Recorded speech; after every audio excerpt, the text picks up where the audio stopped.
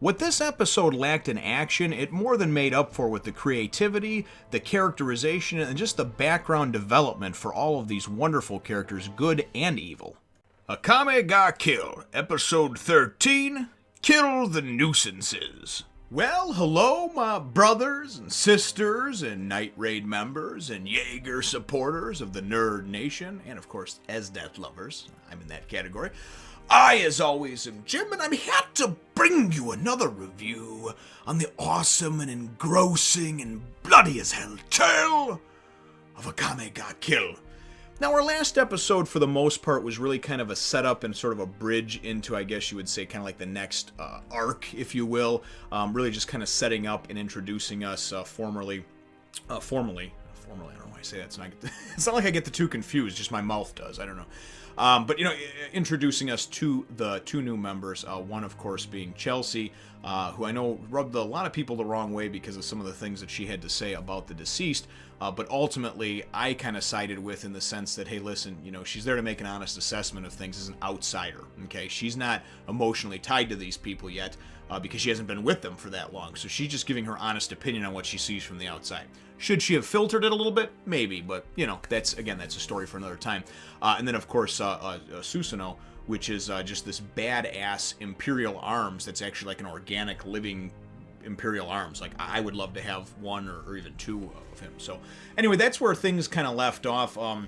At the end of the episode, we did see these sort of weird humanoid-like cave beasts, I guess you would call them, almost like these cave troll-looking things, these sloth monsters that were just sort of eating people and killing them in a mine somewhere. And that is how the episode wound up leaving off, to kind of leave us hanging for the events that started in this episode.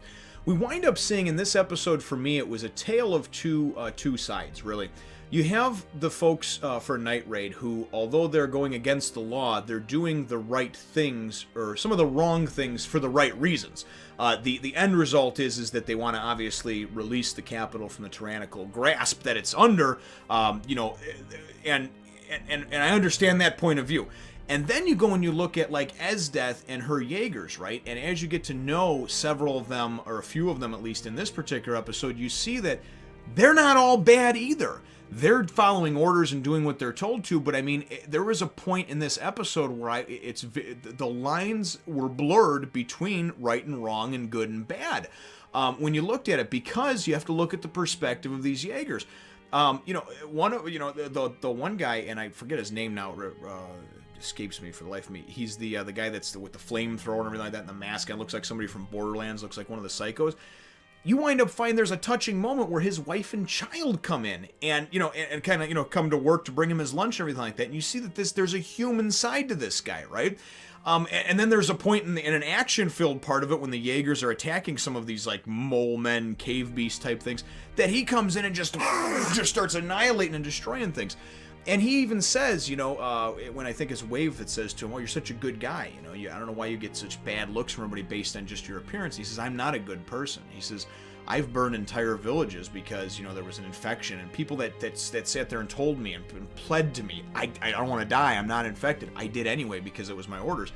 And they try to point out to him, he says, and Kurome, I think, Kurome or Wave, because he's sitting there, he serves both of them some tea, and that's how the conversation starts. And they say to him, "But that you're just following orders and this, that." And he says, "Yeah, absolutely, but it doesn't make anything that I did, like, sit better with me. It doesn't make me any more right or wrong just because I was following orders." I mean, think about, throughout history, some of the atrocities that have happened. It's just the genocide, just the loss of human life, right? Just think about it for 1 minute without getting into any political, religious views or anything like that. The amazing amount of life that's been lost because someone else told someone underneath them that they were in charge of to go and kill that person. How do we deal with things, right? At least how do we deal with things here in America? Well, if somebody goes and tries to go and kill or hurt us, we go and show them that it's not right to kill and hurt by killing and hurting them, So there's many times that as I said, there's no 100% right or wrong with things. And I really liked how it humanized several of the characters, including Esdeath, in this particular episode. And listen, I am in love with that blue-haired bitch. Seriously, she is cool, and she cool as the other side of the pillow. She is sexy, she is fierce, she's smart. I mean, and she got blue hair. You know, because you don't find that shit, like, you know, outside of maybe like Japan. You don't really find that very, very common anyway, you know, or maybe like a Katy Perry video or something. So, but anyway, the whole episode really does wind up taking place based on, you know, Night Raid's trying to settle into their new headquarters, if you will. And they've gotten word, you know, Nagenda's gotten word, obviously, of these danger beasts, and that these things have been, this new form of danger beasts have just been indiscriminately just like killing and slaughtering people and eating them, right? At the beginning of the episode, I mean, we even see a family that just gets they bust into a house. I mean, they're under the direction of this dude that almost reminds me of like one of the Titans from Attack on Titan, because he looks like he's got too many teeth in his mouth when he smiles, you know, just this sadistic bastard. And you know, when it goes back to the capital and we wind up seeing a number of different things, Esdeath and her Jaegers are you know, basically commanded to go and take on some of these things to bring back some of them so they can be studied. Excuse me, we get a couple of different, you know, theories and scenarios going around out there that maybe it was Dr. Stylish, maybe it was some things that escaped from his lab, maybe he has a secret lab, maybe it was some things he was working on, maybe they're not connected at all. But they all started appearing right after his disappearance and apparent death. So that's kind of the whole crux of the episode itself, you know. And then you see again some humanizing of characters like Susanoo, right? Which is just meant to be, it's like this, almost like this cyborg. It's this organic Imperial arms. But as Tatsumi is talking to him and saying, no, you're one of us, and he's like, you don't have to count me, you know, because I'm not human. And he's like, it doesn't matter, you're one of us, right? It doesn't matter if you're human, robot, alien, whatever. The point is, if you're cool with me, I'm cool with you. And I really liked that, you know, again, how they did try to go and give this human side to everybody, you know. Even Seiryu with her Koro, you know, they're attacking these danger beasts, they're killing them, and they're killing them to help protect the capital from innocent people that are getting attacked by these danger beasts, right? So, again, I mean, you can put her in the position of, you know, well, I hate her because she killed Shelley, and that's one of the characters that I liked, but then you can also go and you can empathize with her and you can say, you know what, number one, she was just following orders, and number two, she didn't know the atrocities of her idol that had committed and everything. That was somebody that she liked, she grew up with, she came up with, she idolized, and then when found out that he was killed, that he was murdered by Night Raid, then what's the natural reaction, right? Somebody killed somebody of that I know, I'm gonna kill somebody that you know, and on we go, you know. So again, for me, the real point to this whole episode was showing that there is two sides to every coin, that there's two sides to every story, you know, as far as things go, and that there's not always a definitive black and white answer for right or wrong, 100% either way, you know. I thought it was a very cool episode for the character building that happened. And then we wind up seeing, there's a couple of points during the course of the episode where Esdeath, she's being commended. She's being commended by the, you know, the Sultan or the Maharaja guy, you know, the Emperor, and, you know, for doing such good work in this and that. And then basically it's like, you know, but your request of being able to find somebody that, you know, to love, we haven't been able to fulfill. And she's like, no, it's fine. I found somebody. Don't worry about it. And she's still hung up on Tatsumi, right? And they're, well, you know, it says, well, you know, but we heard that he left and this and that and everything. She says, no, but it is true love, and I think that you should have to fight for it and everything else, you know. And it was kind of cute to see, again, the human side of this person that has this strength of, you know, being able to just go and wipe out hundreds of thousands of soldiers or people or whoever that stands in her way, right? You could be her best friend or her worst enemy. Personally, I would rather be in bed with her, right?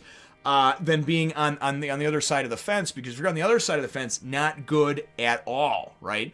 But man, I just, seeing some of her power, just a glimpse of it too, as she went and froze some of these danger beasts to go and bring back, you know, to be studied, was just absolutely wonderful. But by the end of the episode, right after all the character building has taken place over here, we wind up getting, and we even get a little bit of a background too on Lubbock and how he came to be in the group. Back when Nagenda was still like a general in the Imperial Army, he wound up just kind of, you know, being completely head over heels for her, in love with her. And so much so that he joined the army and got into her ranks just so he could be noticed by her, seen by her, close to her, that sort of thing. So again, you know, just another characterization and a background that just humanizes the character that much more. And ultimately he's there because he really does. He loves Nagenda. He likes peeping on other chicks, but at the end of the day, Nagenda, that's his one-armed woman. You know, that's who he wants, right? With her cybernetic Terminator eye and her kung fu grip that she probably got with that metal hand. Oh my God, the possibilities. I tell you, it could go either way on that one. But again, at the end of the episode, we wind up seeing Esdeath riding on this huge dragon-like danger beast, and we see Tatsumi, who was kind of off on patrol and doing some patrol with Lubbock, and through the forest looking for some of these danger beasts. And he winds up going and putting on the Incursio, the armor, and going up to the top of this peak, this mountain, so he can get a better look at everything, a lay of the land, so to speak. And as he's looking around, Esdeath, who's flying over, pondering what a nice night it is and how this is unlike her to do things like that. And also worth mentioning as well that Run, last episode and this episode, made different mention too of how she's different, she's changed, she's doing things that are out of the norm and out of the ordinary for her, and again, maybe I feel like it's because she's being humanized and she's someone that's in love. She's smitten with Tatsumi. But she's riding on the danger beast, flying overhead, just thinking to herself about how much she wants some of that Tatsumi, And she looks down and she sees a shadow. What is that? Is that a danger beast? And she drops down, right? And all of a sudden, like a goddamn meteor, just hits, like when Superman comes and hits, and there's just like this wave. And Tatsumi is now, he's not in his armor anymore, right? He's just up there, he's just looking, and he's looking around, and all of a sudden as the smoke clears, he sees that it's Esdeath, and he's like, what the hell? What is she doing here? And all of a sudden, she's just like, her face starts getting all red, and she's all like, ooh, boy, I want to suck your dick. And then he goes and a bunch of danger beasts appear, right? And Tatsumi's thinking in his head, he's like, oh great, now I can use them while they're here. I can use that as a distraction to take off, right? In the time it takes him to think that thought, this bitch is so cool, man. She's so, not even cool, she's hot, right? She is so hot that she's just like, whoosh, and just takes them all out with like one swipe, and he's like, oh shit. That moment for escape, it's past, right? So, that's how things wind up ending off over here. Now, leaving us on the cliffhanger of like, what the hell is going to happen now? How is he going to get away from this crazy bitch again, Or is he going to give in, and is he going to go and slip her the salami, and then try to go and run away at night when she's, falling asleep after pillow talk and everything? I don't know. So anyway, my episode question for you, brothers and sisters, is the Jaegers, and you can include Esdeath if you like. Who is your favorite character and why? For what reasons that we've seen so far? Leave your answer to that question in the comments down below. Feel free to hit the thumbs up, the like button if you should think that I deserve it, and subscribe if you haven't done so already. We will look forward to catching all of you in the next one, Nation. Follow me on Twitter and Facebook and check out my other channels, and as always, thanks for watching.